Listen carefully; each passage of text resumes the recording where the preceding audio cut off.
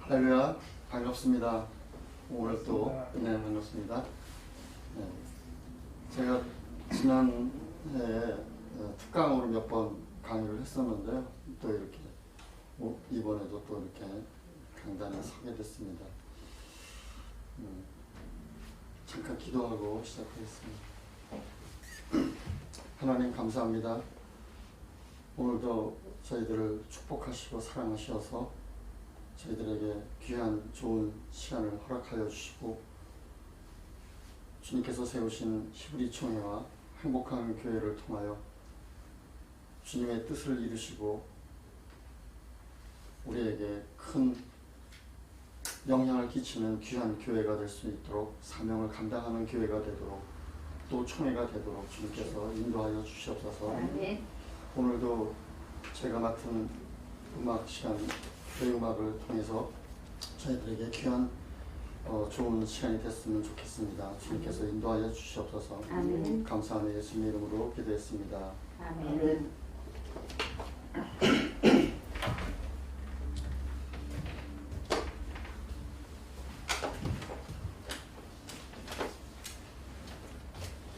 사실은 조금 뭐가 좀 이비인후과에 가봐야 될 것 같은데 안기가 안 좋아요. 그래서 좀 듣기 싫은 소리가 나올지 모르는데 이해해 주시기 바랍니다. 먼저 우리 시작하기 전에 찬양을 한번 하겠습니다. 우리가 제 찬송가는 289장이고요. 옛날 통합 찬송가는 208장입니다. 주 예수 내 맘에 들어와 계시니 이렇게 찬양하는 208장입니다. 새 찬송가는 289장입니다.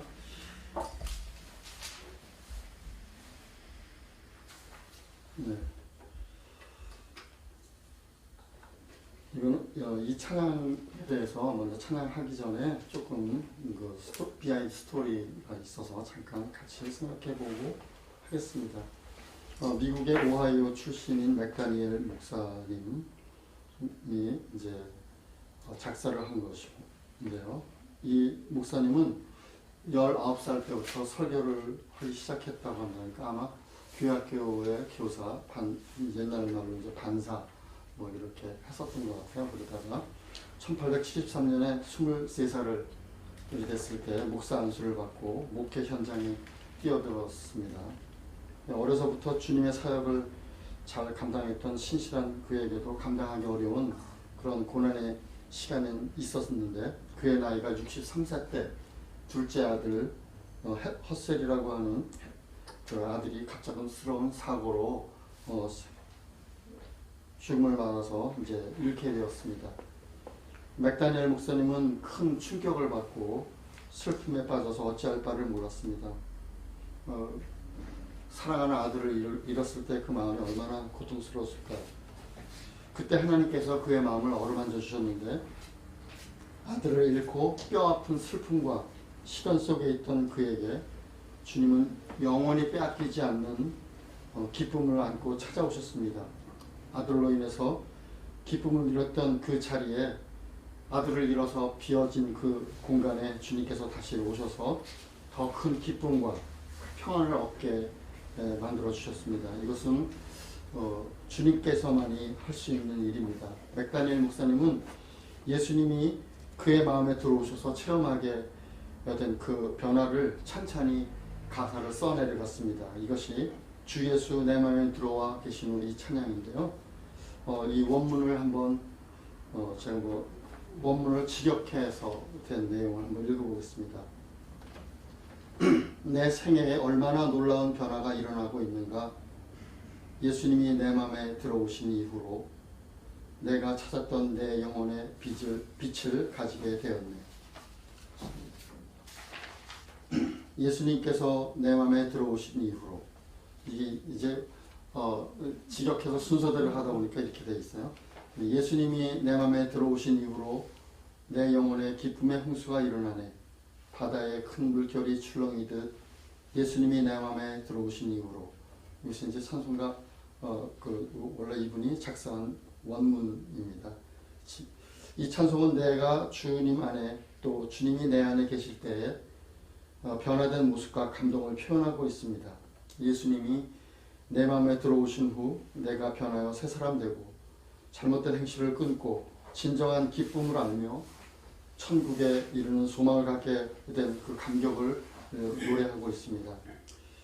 우리는 너희가 전에는 어둠이더니 이제는 주 안에서 빛이라 빛의 자녀들처럼 행하라.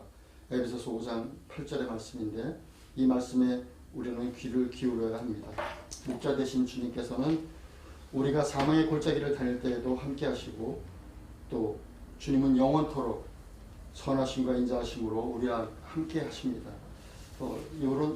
이런 마음을 가지고 우리가 한번 찬양을 하겠습니다. 289장 주 예수 내 맘에 들어와 찬양하겠습니다.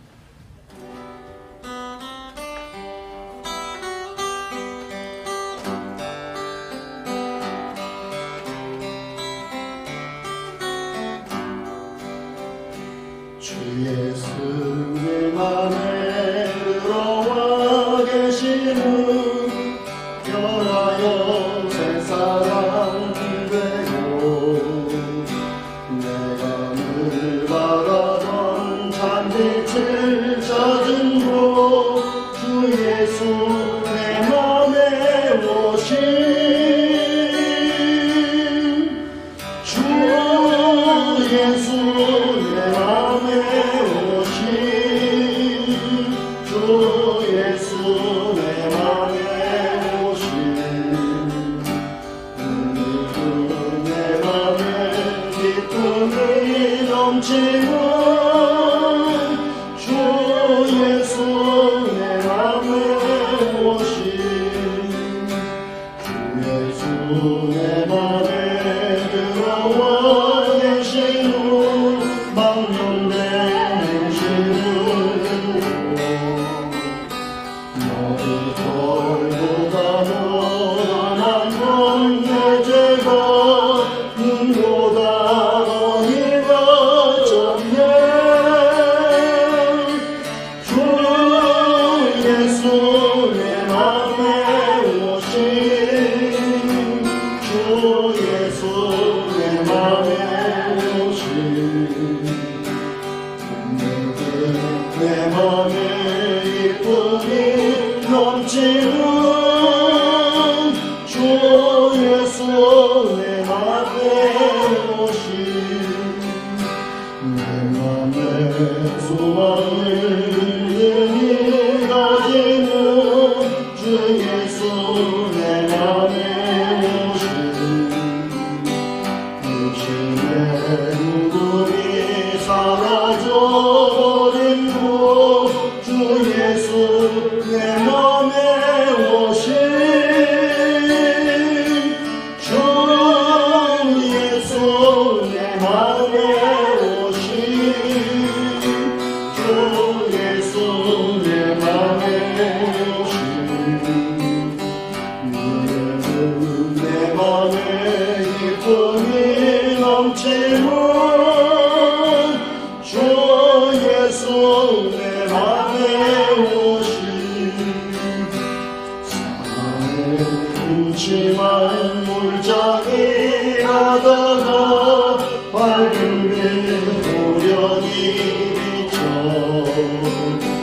저 멀리 하늘은 환하게 보이므로 주 예수 내 맘에 오신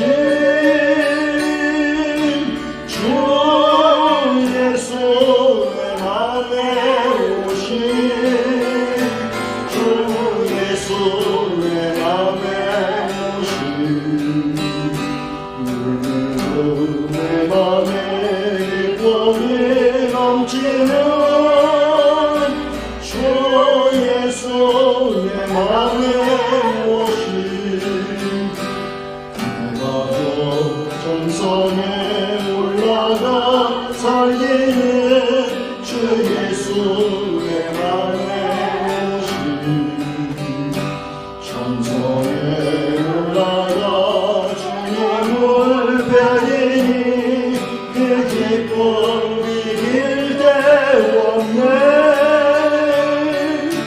주 예수 내 맘에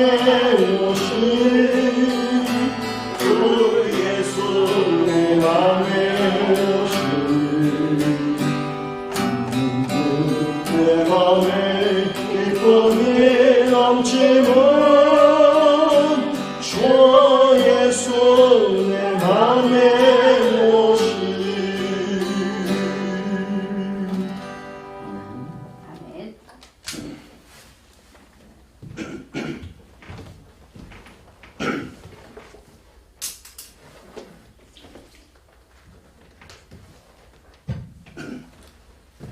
좀 나쁘네요.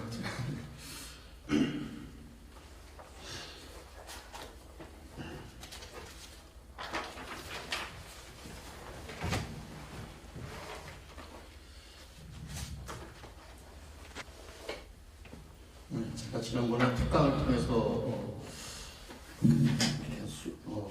강의를 통해서 말씀드렸던 그런 내용하고 중복이 조금 될 수 있습니다. 그래서 양해하시고 이제 그런 것을 한번 이렇게 복습하는 느낌으로 이렇게 했으면 좋겠습니다.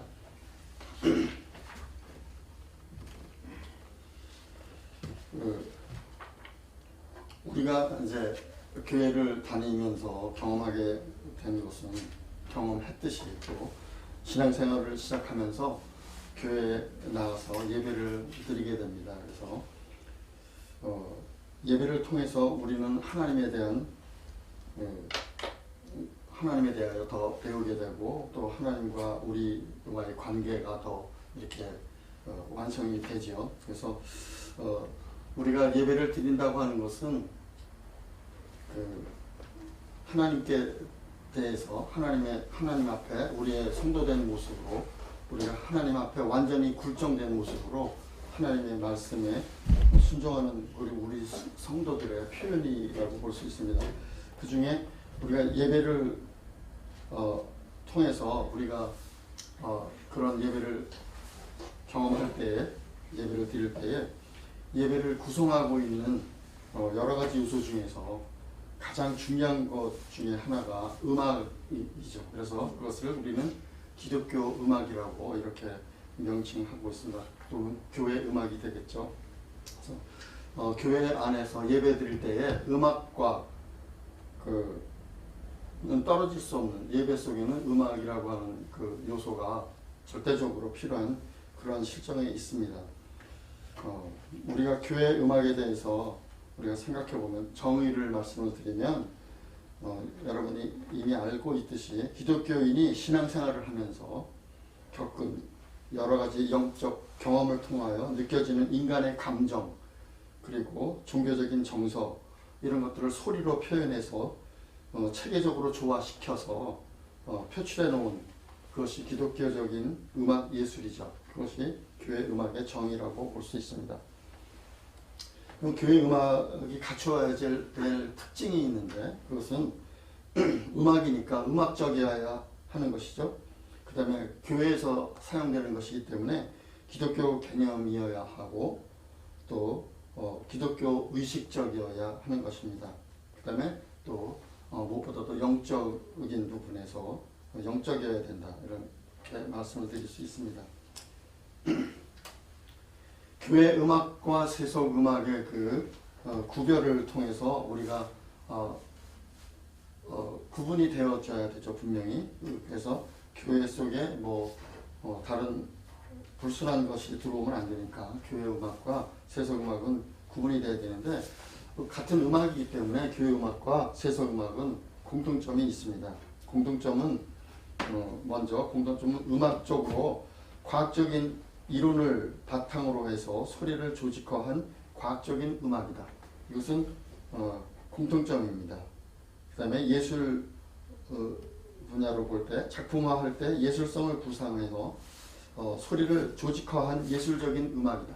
이것도 세속음악과 교회음악이 공통점입니다. 그런데 그러면 이제 차이점이 있습니다. 우리가 이미 짐작하고 있듯이 교회음악의 목적은 음악을 통해서 하나님을 찬양하고 복음을 전파하고 영적 성장을 위한 교회 목회 활동에 동참하여 하나님을 영화롭게 하는 데 쓰이는 것이 목적이죠.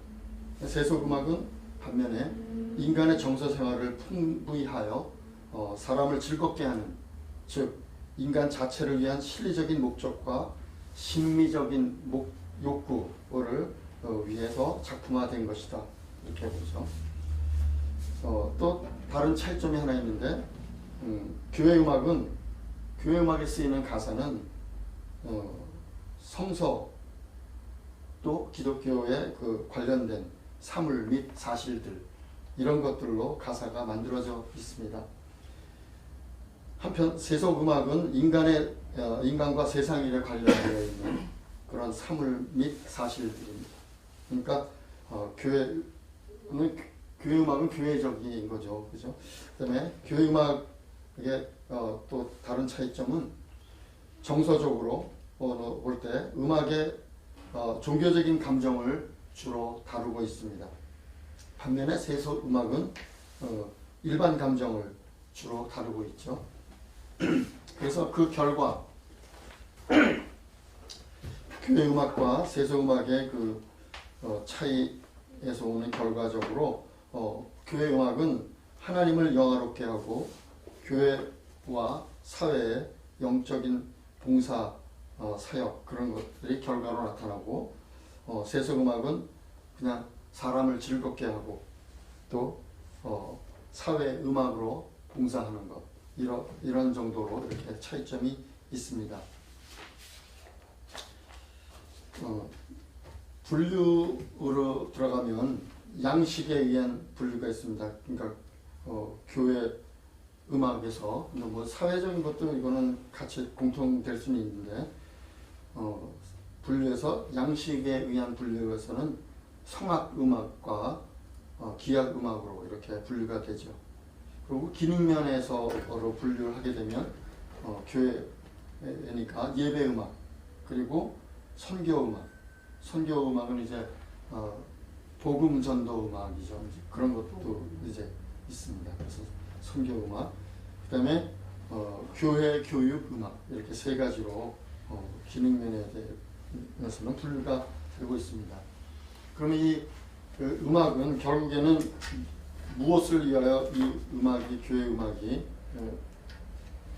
이용이 되느냐 하면 바로 예배를 돕기 위해서 예배를 더 예배답게 더 은혜롭게 하기 위해서 하는 것인 만큼 또 예배에 대해서 또 우리가 살펴볼 수 있습니다. 예배의 정의랄까 예배의 의의 이것은 인간이 하나님의 속성을 인식함과 동시에 하나님과 인간과의 올바른 관계를 이루며 인격적인 만남에서 부름을 응답하는 종교적 경험이다. 뭐 여기 쓰기도 좀 그렇고 그런데 그래서 그다음에 이제 존귀와 영광과 찬송을 받으시기에 합당하신 가치의 창조자이신 또 근원자이신 하나님께 대한 찬양과 경배를 의미하게 됩니다. 하나님을 예배한다라고 하는 것은 하나님 앞에 우리 자신을 바치는 것이고 두 번째로는 우리를 향한 그의 뜻을 찾고 배우는 것이고 세 번째는 하나님을 섬김으로 우리의 영광으로 남게 되는 것입니다. 그래서 예배의 의의는 이제 이렇게 볼 수 있고요. 그다음에 예배의 목적이 있습니다. 예배의 목적. 거기 이제 슐라이에르 마허라고 하는 분은 예배의 목적을 이렇게 말했습니다. 경건한 격의 종교적 자기 계시다. 이렇게 말했습니다. 좀 말이 좀 어렵죠, 그렇죠?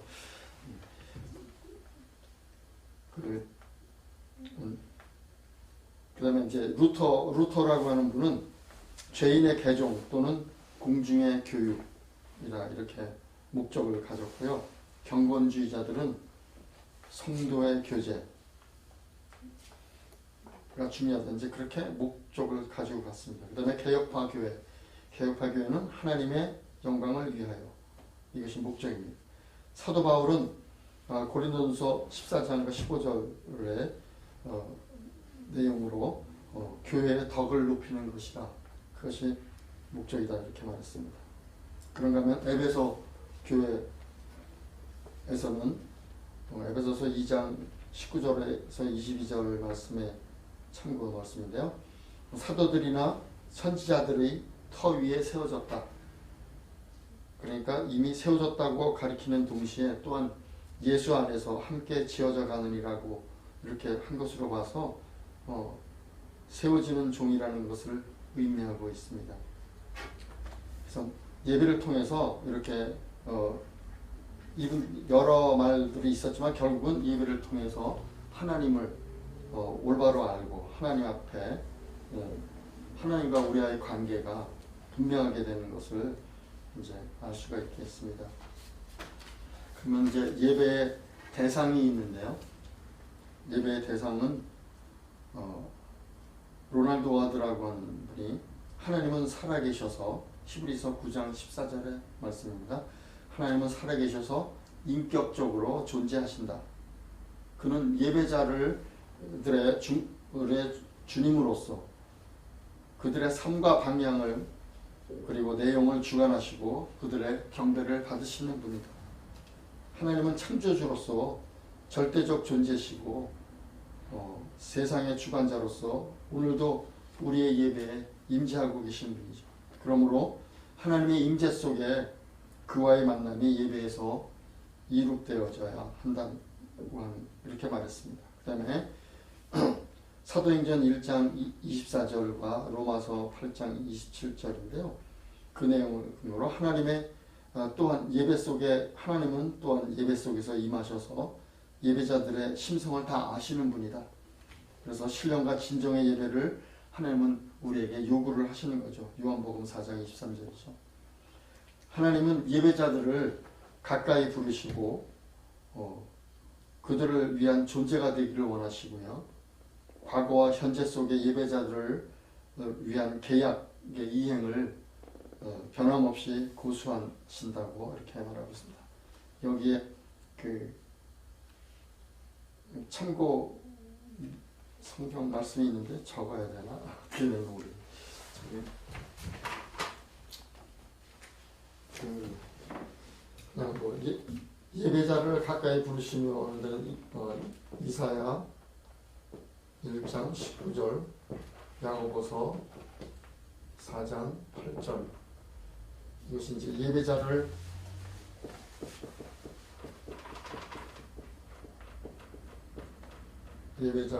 부르십니다.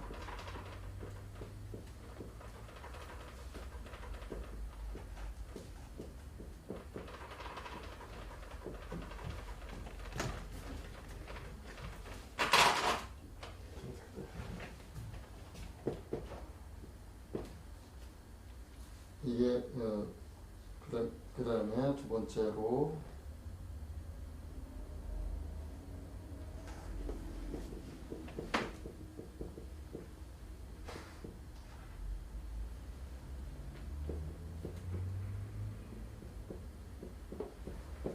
예배자들을 위한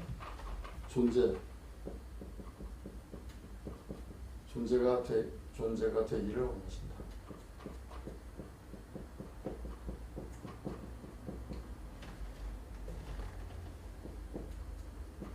로마서 8장 31절에서 39절.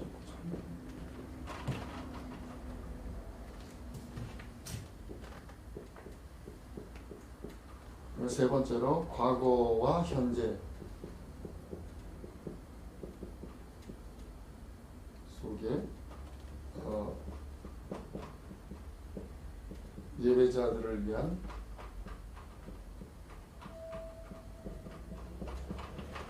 계약.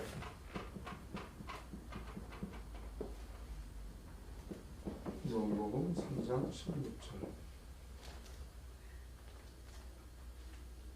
이것을 이행을 위해서 끊임없이 고수하신다고 합니다.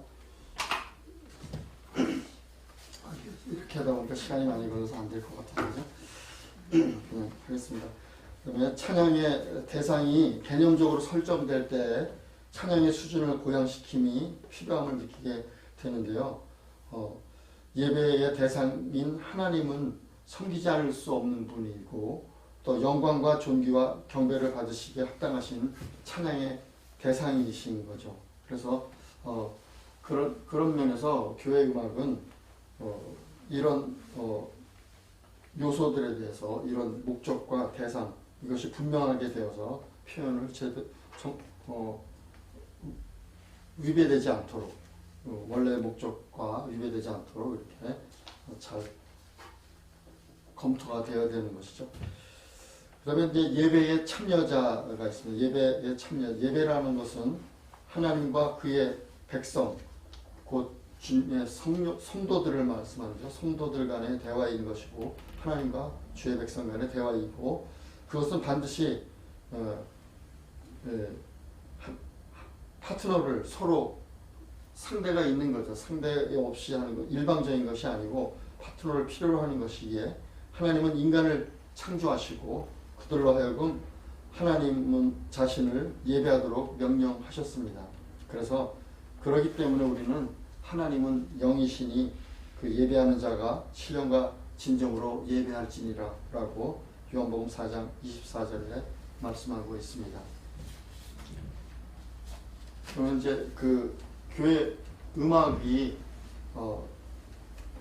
하나님 앞에 드리는 예배 속에서 더 완벽하고 이제 완성된 음악이 되기 위해서 모든 교인이 한꺼번에 같이 이렇게 어떤 음악을 다 표현할 수가 없어서 일부 교육을 좀 받고 훈련된 그런 성가대가 필요하게 됩니다. 그래서 그 성가대를 통해서 요새는 이제 찬양대라고 이렇게 말하는데 성가대라는 말은 원래 캐톨릭 쪽에서 처음에 시작된 말이라고 그러더라고요. 이제 어쨌든 이 찬양대 성가대를 통해서 이제 우리 교회 음악의 발전이 되고 그거를 통해서 이제 예배가 더 예배답게 은혜로운 예배가 될 수 있도록 그렇게 만들어졌죠. 그래서 역사적인 부분을 잠깐 살펴보면 구약 시대에 그때 처음에 성가대가 움직일 때는 남자 성가대밖에 없었다고 합니다. 그래서 여자들은 성전 밖에서 이루어지는 비공식적인 모임에서만 노래를 불렀다고 전해지는데 그 근거로는 출애굽기 15장 20절에 21절 말씀에 미리암과 여인들의 노래라든가 또는 사무엘상 18장 6절로 7절 거기에 나오는 그 골리앗을 이기고 돌아오는 다윗을 맞이하는 여인들의 노래 이런 것들로 이렇게 참고할 수 있습니다. 그러다가 이제 아삽의 성가대가 이제 등장을 하게 되는데요. 다윗과 솔로몬으로 이제 악단을 구성을 하게 되는데 합창단을 특별 교육을 하게 됩니다. 그래서 다윗이 선별한 음악 지도자가 세 분이 있는데 아삽, 헤만, 여두둔 이 있어요. 왕의 선견자라는 공식 명칭을 하고 그 법궤를 오벳 에돔에서 예루살렘으로 옮길 때 궤 앞에서 악기를 울려 즐겁게 하기 위해서 레위인 중에서 선발되고 그 후 직분이 고정되어서 세습되어서 전통적으로 내려오게 됐죠. 다윗은 법궤를 모셔다 놓고 레위인을 세워서 하나님을 찬양하게 했는데 이 봉사의 그 두목, 그러니까 여기서 두목 그러면 괜히 느낌이 깡패 두목 같은 느낌인데 그게 아니고 대장이죠. 말하자면 대장이 아삽이고 찬양 대장이 아삽이고 아삽과 그 형제들은 법궤 앞에서 항상 섬기도록 그렇게 선정이 되었다고 합니다. 시편 12편이 그 아삽의 저작인데 다윗은 그 악대를 24반열로 편성하고 아삽, 여두둔, 헤만을 총지휘자로 이렇게 구성해서 했다고 합니다. 그렇게 된 그 하나님 앞에 섬기는 자로서 찬양하는 자로 세움을 받은 자들은 섬기는 자로서 그 겸손하고 낮아져야 되는데 성전 완성이 이제 BC 968년에 성전이 완성이 됐고 이때 이후로 음악은 완성이 되었다고 합니다. 솔로몬이 죽은 후에 음악은 쇠퇴하고 악기가 퇴조하고 그 대신 이제 성악은 발달했다고 합니다. 음악가의 임무로서 왕과 제사장, 예언자, 평신도 이렇게 음악가의 임무가 왕에서 제사장으로 제사장에서 예언자, 평신도 이렇게 넘어가는 그런 모습을 보게 됩니다. 구약에서의 노래는 교송이라고 해서 이것은 앞선 찬양대가 시편 등을 찬송하는 사이에 또 다른 찬양대가 후렴을 부르면서 같이 이렇게 연결을 하게 되는데, 그때 그것을 그 후렴 부분 쪽을 원래 교송이라고 했답니다. 그래서 그것이 이제 나중에 회중 찬송으로 이제 변하게 됐다고 합니다. 음악에 익숙해져야 되는데 이 찬양대는 음악의 장면이 익숙해져야 되겠죠. 성전 음악을 담당하는 288명의 전문가는 배워서 익숙한 자로 구성되어 있었고, 타고난 사람이 아니라 배워서 익숙한 자로 더 열심히 가사에 이렇게 연습을 해서 준비를 해야 되는데, 그러니까 우리가 이럴 때 이제 찬양이 음악적으로 좀 부족한 가운데서 찬양할 때 사람들이 되게 이런 말을 하죠.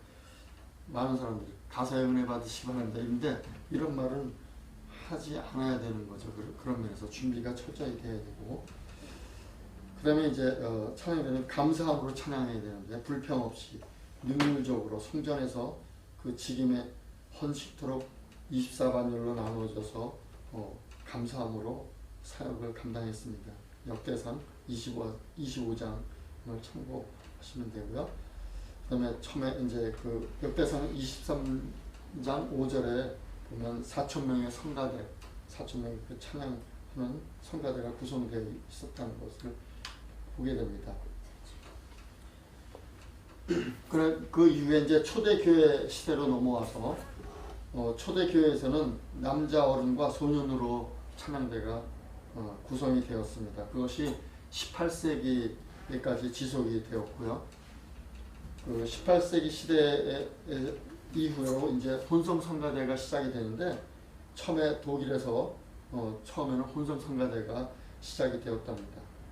교인들을 참여하는 데 목표를 두었기 때문에 비전문 성가대죠. 그러니까 음악 교육을 정식으로 받는 게 아니고, 뭐 사실 현재 우리 교회에서도 대부분의 찬양대는 음악 교육을 정식으로 배운 분들이라기보다는 음악에 약간의 소질이 있는 분들을 이제 같이 훈련시켜서 하고 있죠. 거의 비슷한 경우인 것 같아요. 그 다음에 독일에서는 그렇게 시작이 되었고, 미국에서는 청교도 영향이 컸다고 하는데, 18세기 중간까지 성가대나 인쇄된 음악은 금지하였다고 합니다. 예외가 있었는데, 뉴욕에 3.1체 영국교회가 있었는데 거기서는 예외였다고. 1774년에 매사추세츠 주에 그 Sacred Singing School이라고 하는 SSS라고 표현하게 되는데, 최초의 혼성 성가대가 조직이 되었는데, 성가대원 중 48명 중에서 31명은 여자였고, 나머지가 이제 남성이었는데 별로 이렇게 수준이 높진 않았던 모양이에요. 실적으로 과히 좋지 못했기 때문에 1815년에 보스턴에서 생긴 핸델과 하이든 협회에서 만들어진 그 찬양대에 그 우수함에 이제 눌렸다고 합니다. 이 핸델과 하이든 협회에서 90명의 남자와 10명의 여자로 구성되어 이제 그 하이든의 천지창조, 그리고 첫 부분 천지창조의 첫 부분과 핸델의 소곡 몇 가지를 이제 부르는 것이 처음 시도된 오라토리오라고 합니다. 오라토리오는 이제 사실은 그 17세기에서 18세기 때 가장 성행했던 대규모의 종교적인 극 음악이라고 합니다. 특정한 음악 형식을 갖추고 있는 거죠. 자, 그 다음에 이제 찬양이 중요한 만큼 그 대원들이 훈련을 통해서 이렇게 구성이 되지만, 또 성가대원, 그 찬양대원의 자격이 있는데, 구약시대 때는 레위 지파들이 정해진 30세에서 50세까지 발성 능력이나 영적 성숙도가 최고조에 있었던 그 나이 30세부터 50세까지 발성 능력이 있던 분들을 그런 분들을 이제 해서 구성했는데, 나중에는 20대도 이제 재능과 성가대 수에 관련돼서 20대도 받아들일 수 있다고 합니다. 그 다음에 도덕적, 영적인 생활을 유지하는 자, 그 다음에 출석 잘하는 자, 뭐 자기가 실력이 좀 있다고 이렇게 자주 빠진다든가 이렇게 하면 안 되겠죠.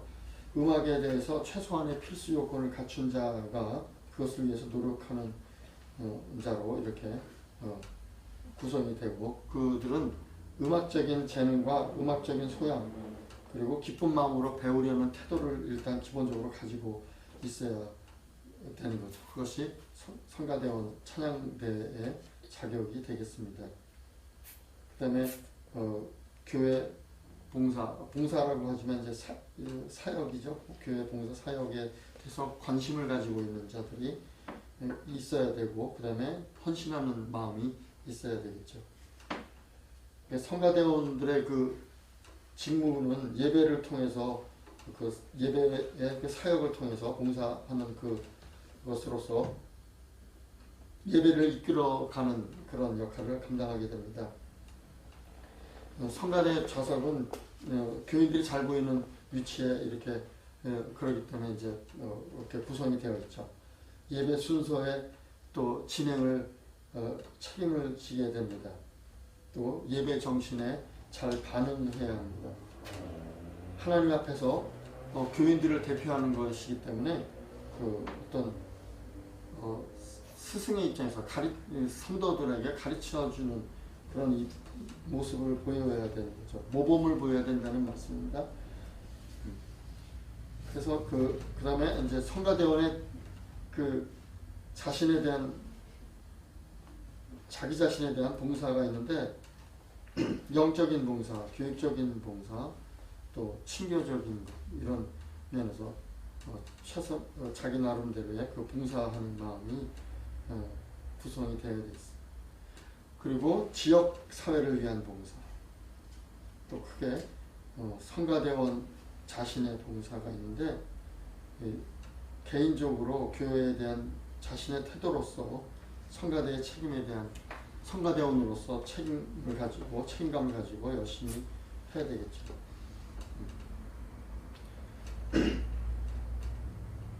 그리고 협조적이고 열심히 해야 되는데, 불협조적인 분들이 있어요.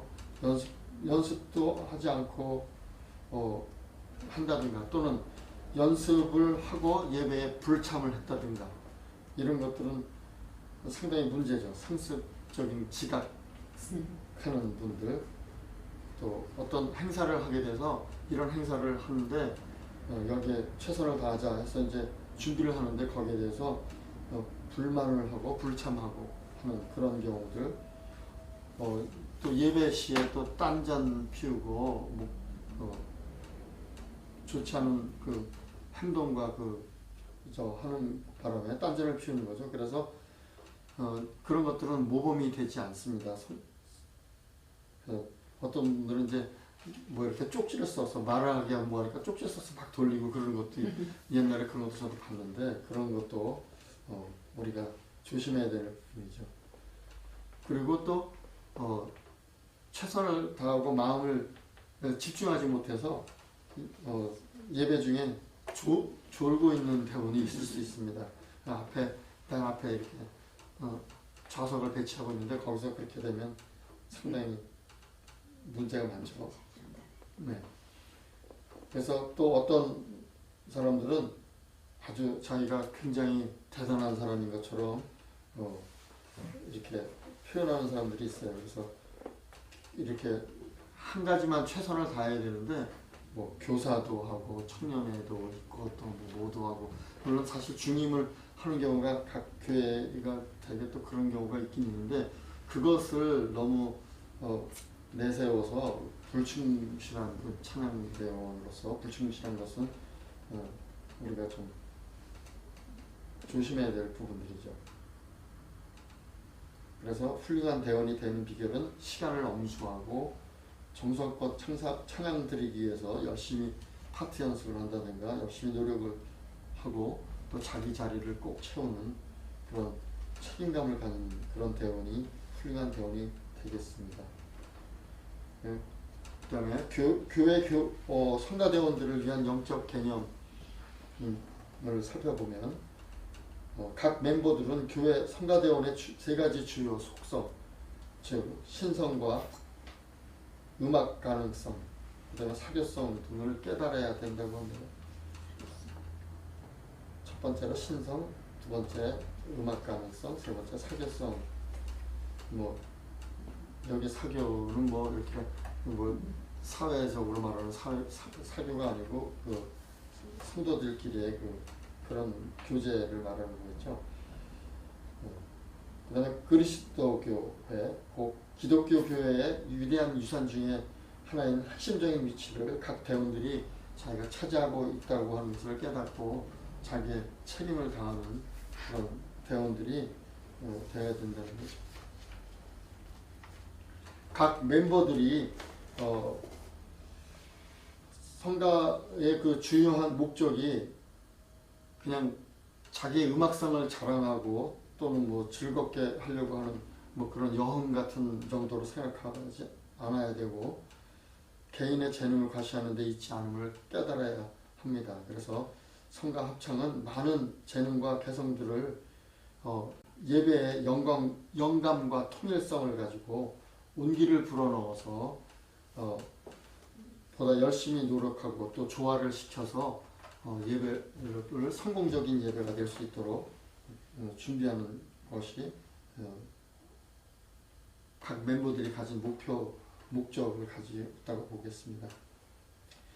예배를 드리는 동안에 대원들은 개인적으로 다음과 같은 회중의 본보기로서 예배드려야 하는 그것을 깨달아야 되는데, 첫 번째로 존경과 숭배의 태도에 관한 지도자로서의 본보기. 그러니까 어떤 태도나 자기들의 그 위치에서 보여주는 부분들이 있기 때문에 지도자다운 그런 본보기를 보여야 되고, 두 번째로 역정적인 합창의 지도자로서의 본보기. 최선을 다해서 열정적으로 합창을 하고 열심히 최선을 다하는 그런 모습들. 그 다음에 세 번째로 감동적인 성경 봉독의 지도자로서의 본보기가 있다고 합니다. 그 다음에 네 번째로 목회자와 그의 메시지를 존중하는 지도자로서의 본보기. 이런 것들을 갖고 예배에 임하는 그 자세가 임해야 훌륭한 대원들이 되겠습니다. 각 성가 대원들은 자신의 파트에 대한 대개 자신의 전체적인 삶과 행위 그리고 평판이 그의 특권적인 사역을 통해서 일관되어져야 한다고 하는 그런 참 신념이 있어야 되는데, 하나님을 숭배하고 찬양하는 데 있어서 지도자로서의 사역을 감당하는 만큼 최선을 다해야 됩니다. 그리고 이제 찬양을 하는 것이니까 악보 해석을 잘 해야 되는데, 악보에 대해서 분석하고 그 노래가 어떻게 구성되어 있는지 전체적인 특징과 분위기를 잘 파악하고 분석하는 것이 필요합니다. 이 노래가 경배에 관한 것인가 아니면 그냥 기쁨이나 그런 표현을 한 건가, 위로를 한 내용인가, 또는 신앙의 확신에 대한 노래인가, 뭐 이런 것들을 먼저 분석하고 나는 그러면 이 찬양이 되겠죠. 교회니까 이 노래를 부르는 사람으로서 과연 나는 어떤 사람인가, 나는 누구를 위해서 노래하나, 그 대상, 이런 것들을 그때그때 생각하면서 최선을 다하고 분석하는 그런 노력이 필요합니다. 그래서 그렇게 한다면은 그 노래에 대해서, 그 찬송가에 대한 분위기를 확실히 자신이 완전하게 해석하게 되고, 그것으로서 이제 완벽에 가까운 찬양을 이제 할 수가 있겠죠. 그래서 처음에는 좀 어색하고 어렵지만 이런 것들을 통해서 악보 분석을 하고, 그래서 전달하고자 하는 그 메시지를 확실하게 할 수 있는 그런 실력자가 될 것입니다.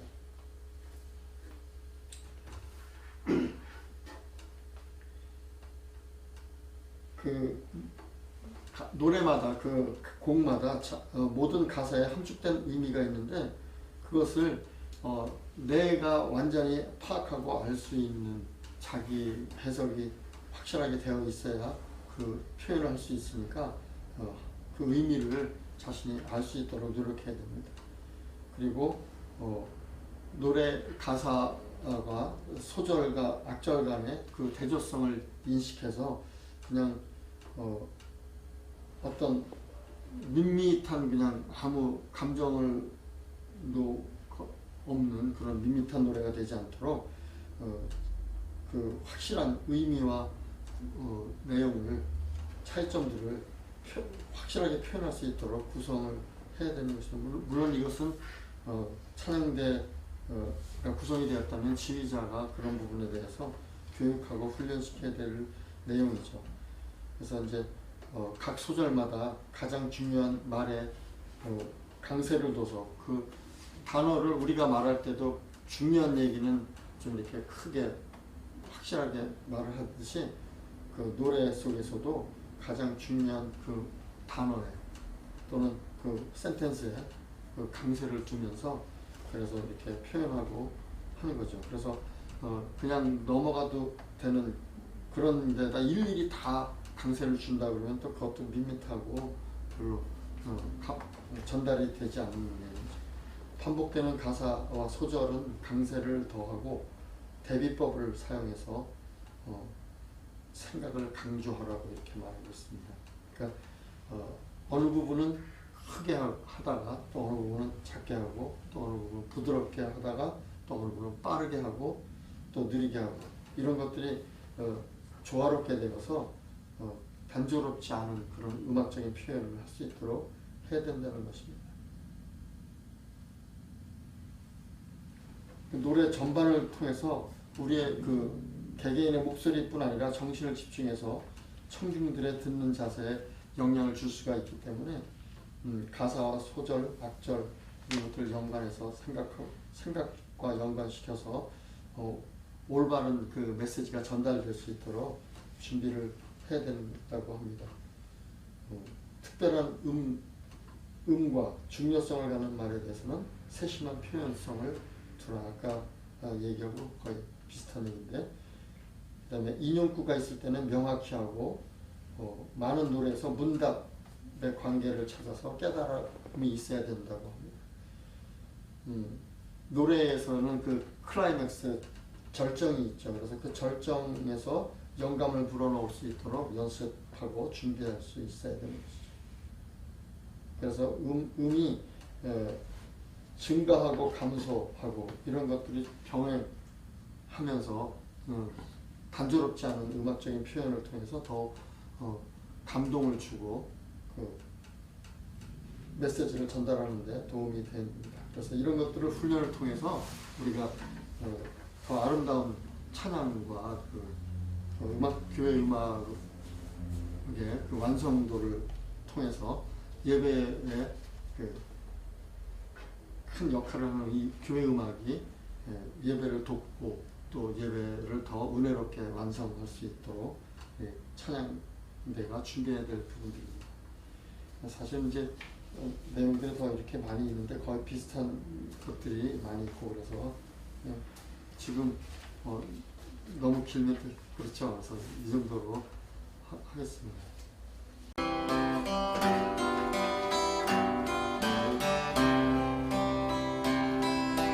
주의 곁에 있을 때